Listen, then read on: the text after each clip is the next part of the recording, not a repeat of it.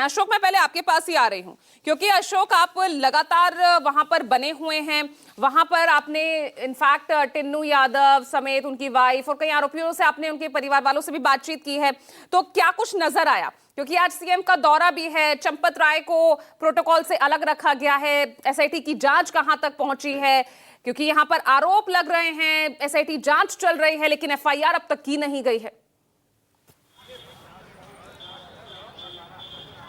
देखिए, सबसे महत्वपूर्ण बात तो यह है कि इस पूरे प्रकरण में यानी कि अयोध्या में जो चढ़ावे की राशि है उसमें हेराफेरी को लेकर के अब सबसे बड़ा जो एक राजनीतिक दबाव है वो मुकदमा दर्ज किए जाने को लेकर ही देखा जा रहा है। हाँ। आप देखिए कि जिस दिन से इस जो चढ़ावे की राशि की हेराफेरी की बात सामने आई थी उसके बाद सबसे पहला बयान ट्रस्ट के महासचिव चंपत राय जी का आया था। उन्होंने ये कहा था कि एक रूटीन की प्रक्रिया है, चढ़ावे की जो राशि आती है उसकी बाकायदा गिनती की जाती है और उसके बाद उसको बैंक में जमा भी कर दिया जाता है। लेकिन जब तमाम चारों तरफ से पॉलिटिकल दबाव बना तो उसके बाद ट्रस्ट की तरफ से सरकार से अनुरोध किया गया कि आप एक एसआईटी गठित करके इस पूरे मामले की जांच करवा लीजिए ताकि निष्पक्षता और जो दूध का दूध है, पानी का पानी, वो सब कुछ सबके सामने आ जाएगा, वो साफ हो पाएगा। उसके बाद सरकार की तरफ से 3 सदस्यीय एसआईटी का गठन किया गया था। विजय विश्वास पंत लखनऊ के जो कमिश्नर हैं उनकी अगुवाई में 3 सदस्यीय कमेटी गठित की गई और उसके बाद आज 5वां दिन है जब लगातार वो कमेटी राम मंदिर परिसर के भीतर ट्रस्ट के पदाधिकारियों से और खासतौर पर जो चढ़ावे की राशि से जुड़े हुए लोग थे उनसे लगातार पूछताछ भी कर रही है। अभी तक इस पूरे घटनाक्रम में 3 ऐसे प्रमुख चेहरे हैं जिनके बारे में बहुत ज्यादा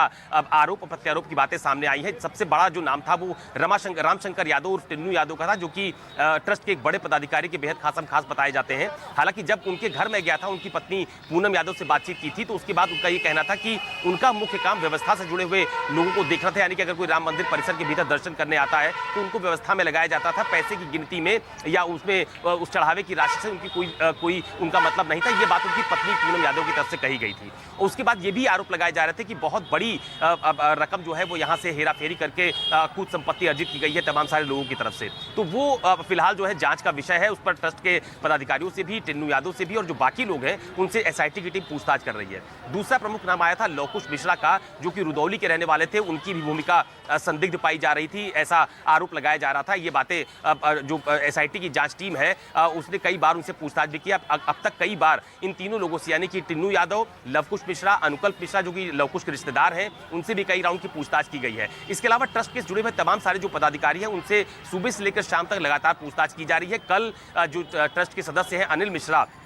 उनसे भी एसआईटी की टीम ने बाकायदा पूछताछ की है। पहले एसआईटी की टीम ने उनको बाकायदा फोन करके बुलाया था कि आप अयोध्या आइए, वो अपने उपचार के लिए कहीं बाहर गए हुए थे, तो वो कल पहुंचे, उनसे भी एसआईटी की टीम ने पूछताछ की है। तो अभी जो अगर एसआईटी की पूछताछ की आप बात कीजिए तो अनिल मिश्रा, लवकुश मिश्रा, अनुकल्प और इसके अलावा जो टिन्नू यादव है, रामशंकर यादव, ऐसे समेत तमाम सारे कई सारे लोगों से ट्रस्ट से जो कि दान की राशि की जो चढ़ावे की राशि है उसमें उनकी अगर ड्यूटी रही है या उनकी कोई भूमिका रही है, ऐसे तमाम सारे बिंदुओं पर एसआईटी की पूछताछ लगातार जारी है। आज 5वां दिन है, आज भी पूछताछ राम मंदिर परिसर के भीतर ट्रस्ट के पदाधिकारियों से की जा रही है।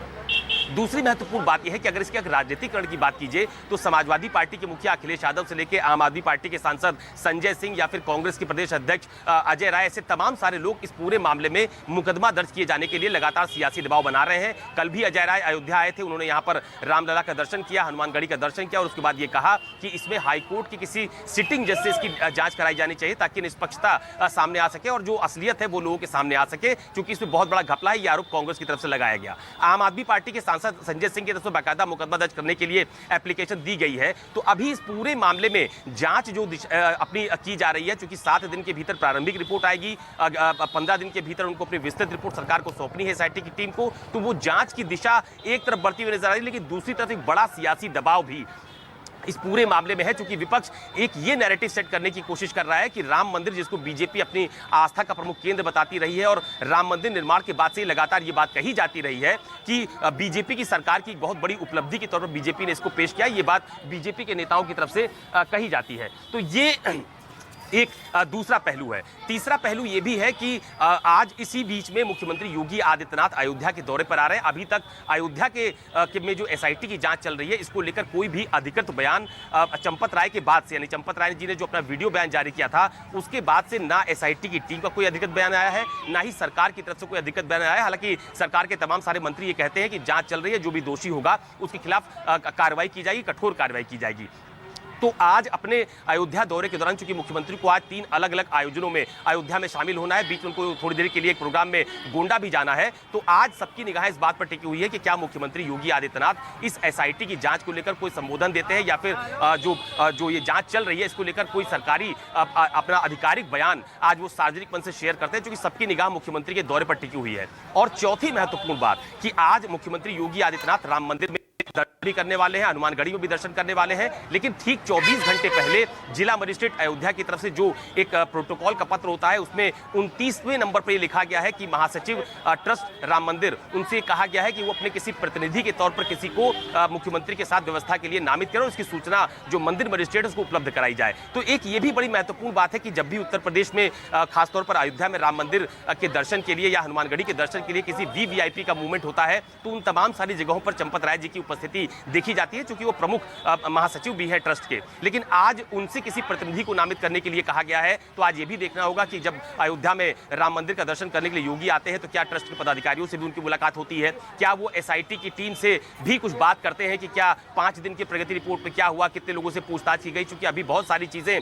सोर्सेज के हवाले से बाहर आ रही हैं कि किसी ने बहुत पैसा वहां से गायब कर दिया, किसी ने अकूत संपत्ति अर्जित कर ली, ये तमाम सारी चीजें अभी सोर्सेज से हवाले से बाहर आ रही हैं। तो आज अयोध्या में मुख्यमंत्री योगी आदित्यनाथ का दौरा भी बेहद अहम माना जा रहा है, क्योंकि टाइमिंग ऐसी है।